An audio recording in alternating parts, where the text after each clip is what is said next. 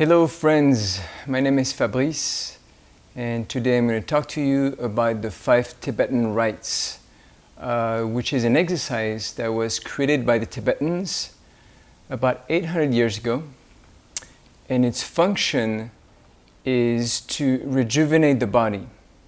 It's also called the Fountain of Youth exercise. The first time I was introduced to it in 1999, I was in Hawaii, and I see this woman with an incredible body, and we start talking, and she had the face of a 50-year-old woman. Her body, though, was of a teenager. And so we engaged in the conversation, and me being a lot into wellness, she taught it to me. And since then I've been doing it on a regular basis. So it's an exercise that takes about 5 to 10 minutes, which is what is incredible, and will sustain in you a high energy for about 8 hours, right? Which is phenomenal. It's thanks to the Tibetans again. So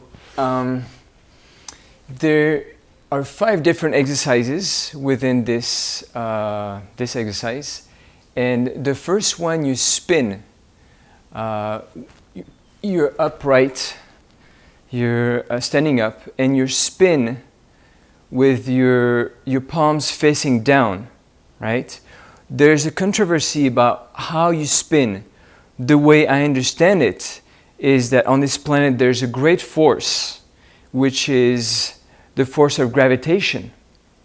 So depending on which hemisphere of the earth you find yourself, traveling or home, here's what you need to do.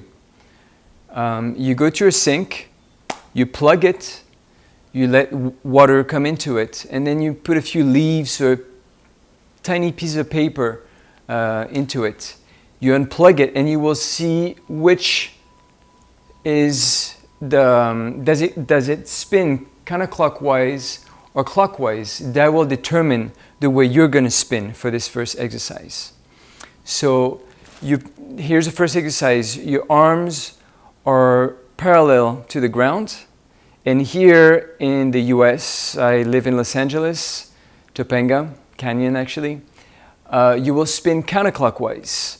And so this exercise is done in increments of 3, 6, 9, 12, 15, 18, and 21 is the maximum for this exercise. So when you do, let's say, 6 of the first exercise, you're going to need to do 6 of the second, third, fourth, and fifth exercise. Okay? So you take a drishti point. For me right now, it's the camera. And you will spin, I will spin 6 times.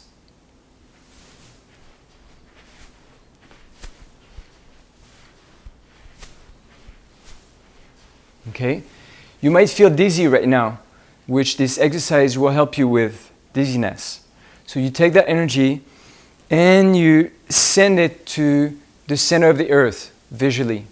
It works. When it has in your vision come to that place, the center of the earth, you bring it back into yourself. Okay? So that's the first exercise. The second exercise, you lay on your back. There are 2 ways to do this.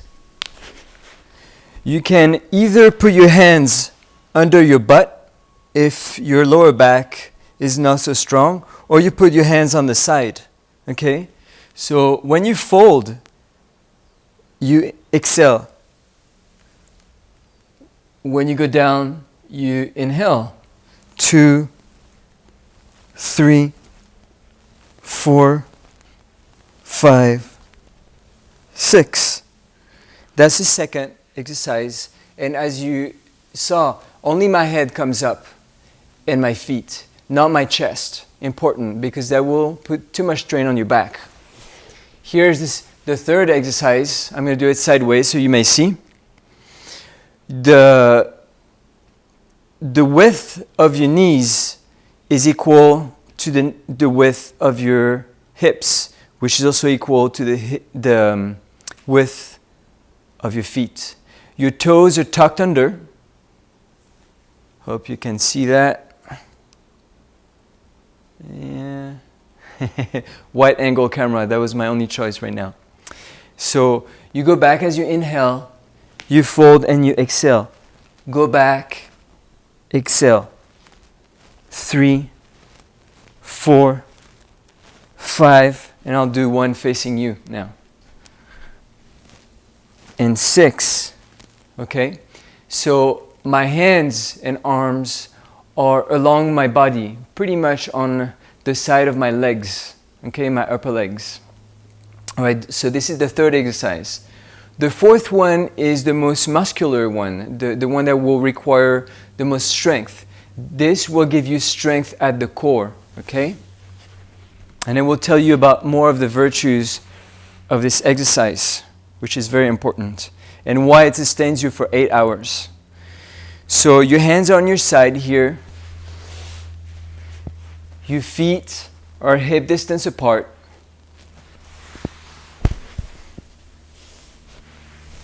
And you bring yourself up. 1, you exhale as you fold. Your butt does not come down. 2, 3, I'm going to go on the side.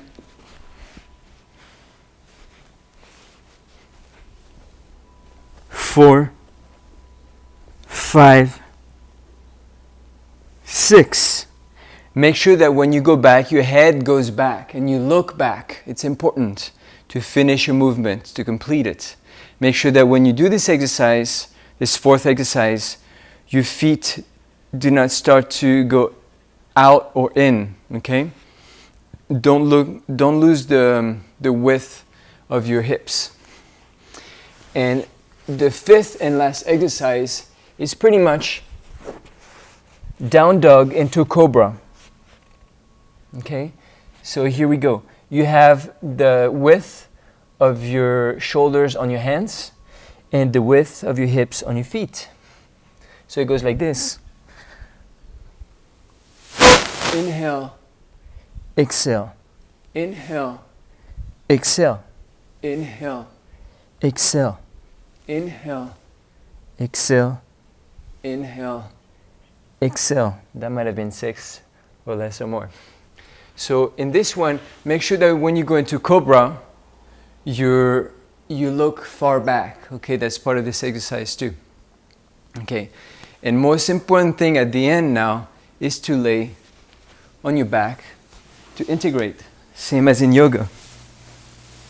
So you may want to stay there for a minute or 2 minutes. It's a great time to relax. Only doing 6 will help you to sustain an energized body and an energized self for like 8 hours. Amazing. So what does that do? It spins your chakras at a higher frequency, which in turn will feed your endocrine system. Your endocrine system are your glands in your body, the different glands. You also have some in your liver, you have some in your, what is called the third eye. So the function of the endocrine system is to send messages and hormones, chemicals into the body. Well, this exercise regulates your endocrine system. Quite amazing. And then in turn, when your endocrine system is doing good and healthy, and is healthy, it will feed your organs. And that's where you store your energy. Your life force is in your organs. Okay, so 5 to 10 minutes every day. That will definitely keep your doctor away and give you some strength at the core. And those exercises are not very difficult. So you go up to 21 maximum. Thank you so much, and I'll probably see you for more exercise on well-being.